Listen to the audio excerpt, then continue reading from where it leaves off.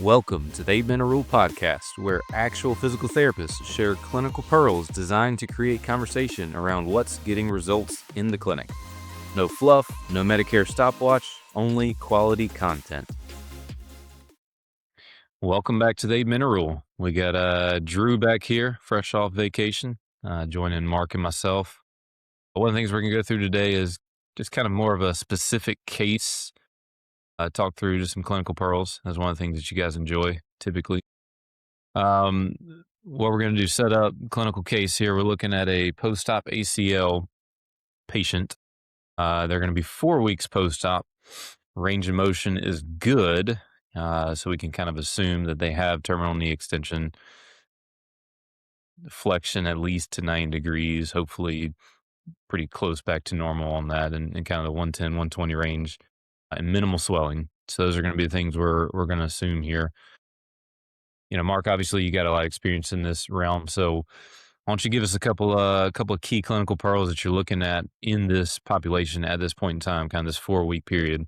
And a lot of times we do see, we spend a lot of visits on those first 4 weeks. And so then there are a lot of people like, all right, now where are we going? What do you think? Yeah, so I will say that 95% of the people that I see that have had ACL reconstructions have had a quad tendon graft. And I will say the quad tendon graft is a little bit different than both the patellar and hamstring, as well as allograft. For me and for the quad tendon graft, the most important thing is getting that quadricep muscle back. And so early on, obviously, you're still focused on range of motion, but after that, it's all about activation and like just absolutely crushing the quad muscle in any way that you possibly can. Now, you don't want to neglect the other muscle groups, but right now at 4 weeks, they should be doing like some steps. And when you're thinking about doing steps, like they need to get that anterior tibial translation so that they can get that quadricep muscle to engage versus using just like hip extensors and glutes to accomplish the motion. So it's probably doesn't look a whole lot different as far as like, what you're going to be doing for the different grafts. It's just how you do it. I think that is the difference between them. Yeah, and that's you bring up a good point about the different grafts. Typically I'm seeing either quad tendon or allograft. I haven't seen a whole lot of patellar tendon and hamstring recently, and there's a drastic difference between allograft and quad tendon, at least in my experience, really in those first 2 weeks. And so, yeah, when you're at that 4 week phase, as you're looking with them, what are the big differences between the grafts that you have noticed?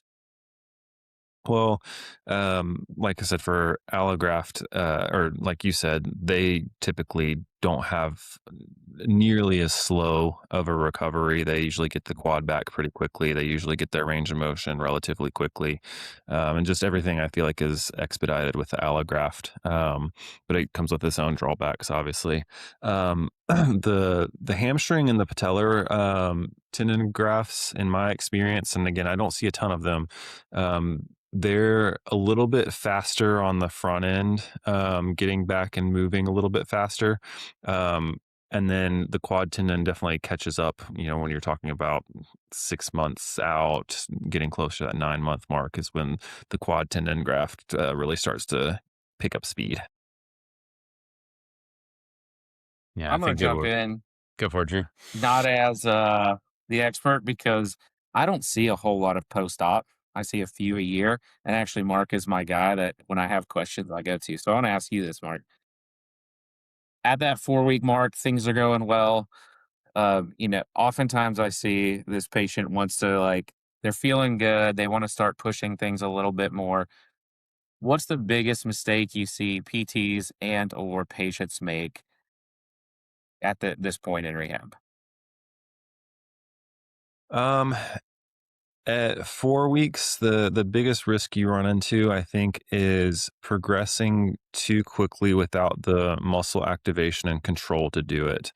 And what I mean by that is like, you put them on a leg press or something with, maybe more weight than they should, or more weight they can control, and they can accomplish the movement, but they're accomplishing it from using glutes, other muscle groups to do it versus targeting like what you actually really need to focus on. Um, so that would probably at 4 weeks, that's probably the biggest risk that you run, and you're not going to cause any harm by doing that necessarily, but it may make the movement patterns harder to break later. Yeah, I was gonna say, I feel like that's the biggest thing I've seen as well too is uh, somebody in other locations gets dead said that, hey, this patient has got to be doing squats and lunges, and they're, like, oh, you've been doing those for 6 weeks or whatever have you, and they come in the clinic and you watch them do it, and you just see awful co-contraction going on there as well too, and so I think it's interesting. Typically, they've got some swelling that's maintained because you can just see. I mean, to me, and I don't know if you feel the same, Mark, but when you see that long-standing swelling, it tells you the body's co-contracting. It's just not moving well. You're not getting good timing of the muscle activation as they're getting movements going. And so I think it's it feels like with this population, it's why in the first 4 weeks, the less is more, right? I mean, you want to do all the things, and the patient's doing great. I had it this week actually. I had quad tendon, 6 weeks post-op, and an allograft this morning, and, I mean, the allograft looked ready to go. She's 4 days out of surgery, quad's beautiful, contracting great, and, I mean, the temptations there, actually looked at step-ups today and just kinda had just incision site pain, and it's one of those things we could push through versus what benefit are we getting out of there versus actually getting her working on just quality of movement, and so it felt a little bit boring there, and you got to find ways to spice it up a little bit, but it was interesting just seeing those two things and knowing how, hey, 3 or 4 years ago I would have probably made the mistake of trying to push her a little bit further, and a week or two we'd probably pay for it a little bit right now. So I think it's definitely a case where less is more in that population too. um just quick question for both of you guys. And I mean, Drew, obviously ACL or any other in this phase at this 4 week mark. So I mean, you're a month in, and we know that ACL should be, I mean, at least a 12-month rehab process. Some slightly less, some more. But what kind of conversations you have? What kind of mental progression are you typically seeing with this patient at this time?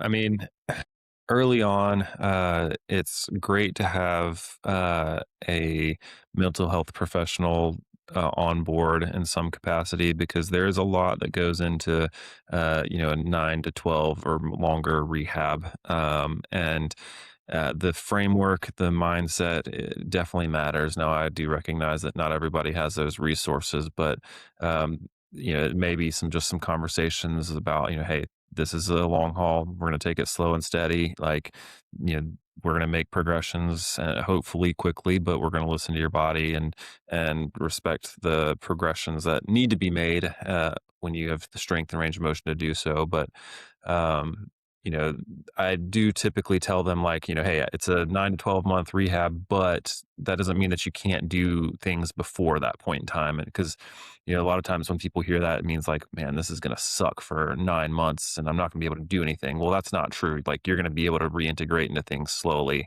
And that gives them something to kind of look forward to. I would say similarly, letting them realize that it's a long process and keeping their eye on that final one because especially younger kids, everything seems very urgent. If it's, there's so many people with travel teams now, like, I've got to make the team. I've got to do this tryout.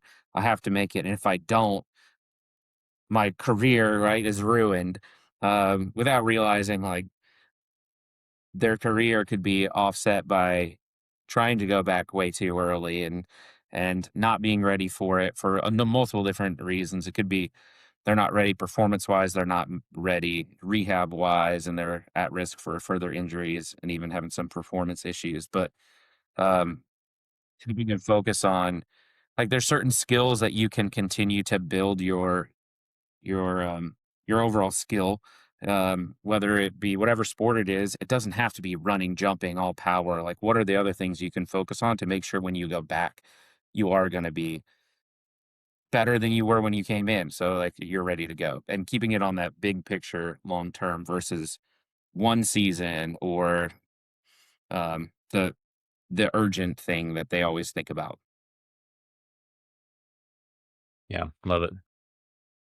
Good points. Appreciate the feedback, guys. Until next time.